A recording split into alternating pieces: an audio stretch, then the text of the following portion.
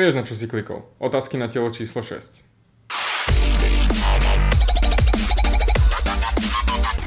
Janka sa pýta: ahoj, chcela by som sa opýtať, čo je to vlastne za farbu, ktorou sa tetuje, z čoho sa skladá, respektíve či by mohli vzniknúť nejaké alergické reakcie a podobne. Za odpoveď vopred ďakujem. Janka, odpoveď. Farba, čo sa využíva, je veľa značiek. Zatiaľ prebehneme si ako prvé čiernu. Čierna farba sa skladá z uhlíka. Na túto farbu nemôžeš byť alergická z jednoduchého dôvodu, pretože tvoje telo už samo o sebe obsahuje viac ako 12 kg uhlíka, potrebuješ to na svoje procesy v tvojom tele, takže na to nemôžeš byť alergická. A zvyšné látky, čo sú tam, tie sú len alkohol, glycerín, čiže naozaj na to nemôžeš byť alergická na čiernu farbu. Samozrejme, kým daný Tater nepoužije na teba nejaký bordel z Číny alebo niečo podobné, hej, to, no, starý ešte, čo sa takedy tetovalo, bol tuš, normálne do pera, či všetky tie rozpustené kerky, čo sú modré a podobné na väzňoch, tak vtedy sa používal tuš, ale to je tiež niečo iné. Druhá stránka farby ako farebné farby, tie už obsahujú rôzne ťažké kovy. Na tie môžeš byť technicky alergická. Napríklad táto červená obsahuje nikel. Na nikel sa domiešava do prakticky všetkých kovov, do ozdôb, náušničiek, hodiniek, do striebra, zbytkový. Čiže to už by si sama vedela, keď si alergická na danú látku, na nikel, vedela by si, že nemôžeš nosiť žiadne ozdoby, musíš nosiť len titánové alebo niečo podobné, alebo prakticky žiadne ozdoby. Mal som už také klientky. Tie nemali absolútne žiadny problém s čiernou farbou, ale nemohli sme tetovať žiadnu farbu. Myslím farebnú farbu. Dá sa urobiť absolútne jednoduchý testík. Vyčistí sa koža, samozrejme to ti urobí tvoj Tater. Vyčistí sa koža, na to sa kvapne pár kvapiek danej farby, nechá sa to zaschnúť a o 24 hodín sa to vyčistí pekne, pozrie sa, ak nie je žiadna iritácia, to znamená žiadne začervenanie, tak na danú farbu nie si alergická a prakticky táto je červená je najviac obsahujúca ten nikel, takže tým pádom na ňu sa robí najjednoduchšie test a uvidí sa hneď, či si začervenaná alebo nie. To som robil a vznikli také jemné začervenania, tým pádom viem, že nemôžeme tetovať. Zvyšok nemusíš robiť absolútne žiadne starosti. Existuje napríklad viacej druhov čiernej, ale vždy sa skladajú jednoducho z pigmentu.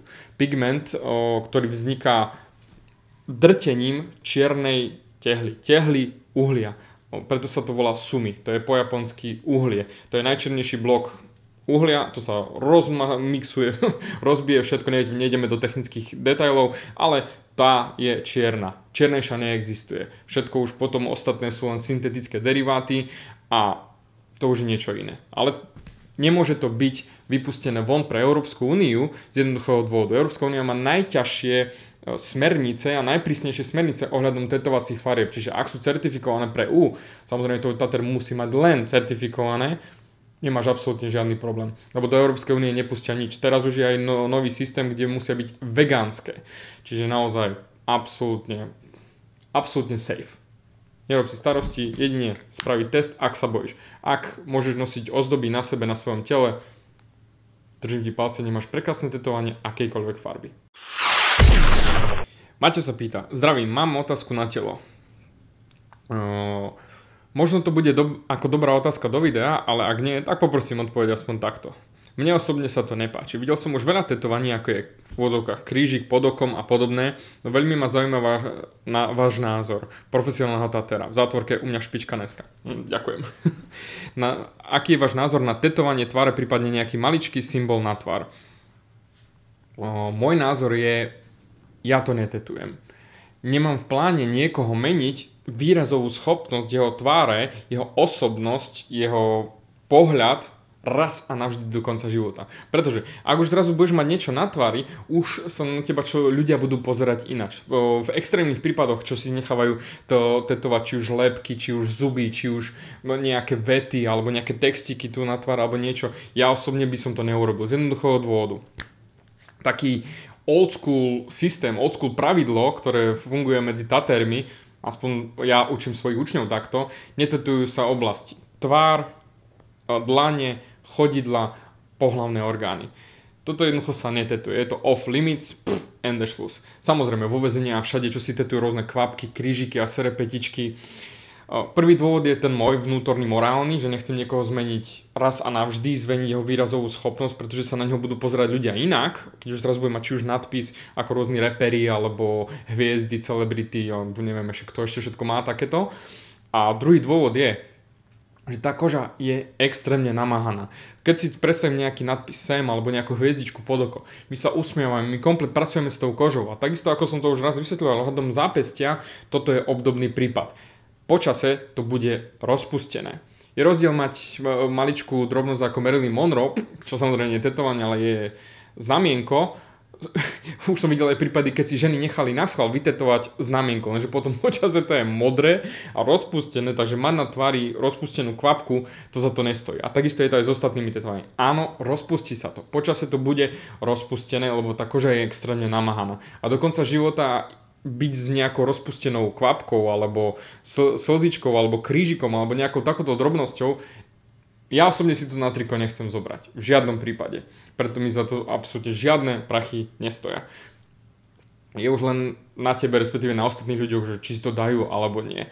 Ja osobne to neodporúčam, nie, ani to nebudem tetovať, je to môj súkromný názor, kto chce, ako chce, je to móda a ľudia vždy vymýšľajú, že čo sa dá ešte viac tetovať, napríklad oči, očné, jak sa to volá? Bože.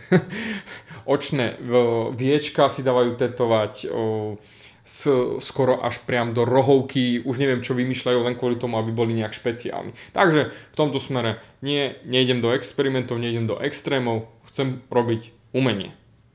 To je cieľ. A nedávaj si to. Kto chce, nech si dá, ja to nerobím. Quick Eros sa pýta letnú otázku. Samozrejme táto otázka sa dosť často opakuje. Pozrite si predošlé videjka, kde rozprávam, ako sa starať o tetovanie v lete. A on sa pýta konkrétne: ahoj, chcel by som sa spýtať, ako veľmi ničí tetovanie voda. Ak je tetovanie už zahojené, treba ho nejak chrániť pred vodou alebo obmedziť pobyt na vode? Ďakujem za odpoveď. Ak je už tetovanie zahojené, môžeš sa kúpať od rána do večera, rozmáčať vo vode, až keď budeš mať prstíky pekné, jemné, vráskavé. Keď sme boli mali, hej, vtedy som sa už ja vychádzal z vane, lebo mamka sa spýtala: máš už čiaročky na prste? Ja som povedal, že mám, super, tak som vychádzal von.